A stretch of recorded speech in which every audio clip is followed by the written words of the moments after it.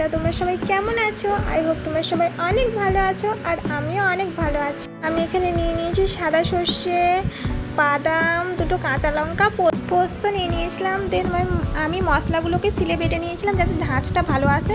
আর ইলিশ মাছগুলোকে নুন হলুদ মাখিয়ে রেখে দিয়ে কাটিয়ে নিয়ে নিয়েছি। তার মধ্যে আমি সামান্য একটু মাস্টার্ড অয়েল অ্যাড করে দিয়েছিলাম, ভালো করে মাখিয়ে নিয়েছিলাম। দেন আমি ওই বাটা মশলাগুলোকে অ্যাড করে দিলাম। দেন আমি মাস্টার্ড অয়েলের সাথে ভালো করে মিক্সড করে নিয়েছি। আমি ইলিশ ফিশগুলোকে আমি এখানে অ্যাড করে দিলাম। চলো অ্যাড করে দিই, দেন তোমার সাথে কথা বলছি। আমার সব কটা ইলিশ পিস অ্যাড করা কমপ্লিট হয়ে গেছে। তো আমি আবারও যে বেঁচে যাওয়া মশলাগুলো আছে, বাটা মশলা, সেগুলো তার ওপর দিয়ে আমি অ্যাড করে দেবো। তো চলো আমি অ্যাড করে দিই, দেন তোমাদের সাথে কথা বলছি। আমি হাত দিয়ে মাখাতে ইচ্ছা করছিল না, সেই আমি টিফিন কাঠিটা ঘুরিয়ে ঘুরিয়ে সব কটা মশলা মাছের গায়ে আমি লাগিয়ে দিচ্ছিলাম। দেখো আমার পুরোপুরিভাবে মশলা মাখানো কমপ্লিট হয়ে গেছে।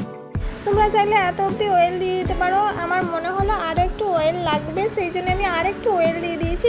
তোমরা যে যতটা পরিমাণে ফিশ নিয়েছো ততটা অনুযায়ী মশলা, ইভেন মাস্টার অয়েলটা অ্যাড করে দিও।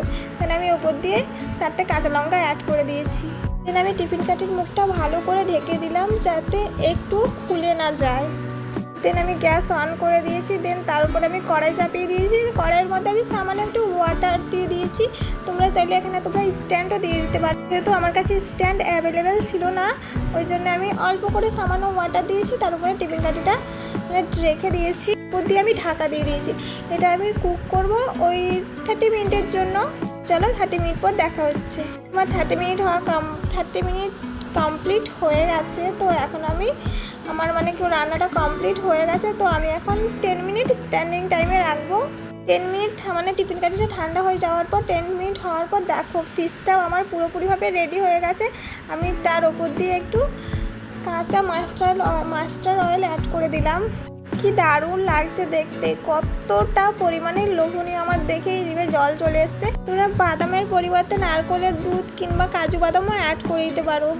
তো চলো এখন আমি সার্ভ করি। আমি এখানে অফ ক্যামেরায় রাইস সার্ভ করে দিয়েছি। চলো এখন ইলিশ মাছটা সার্ভ করি। তো কি দারুণ লাগছিল খেতে, এক কথায় মুখে লেগে থাকার মতো টেস্ট। আজকের মতন এই অবধি। Thanks for watching.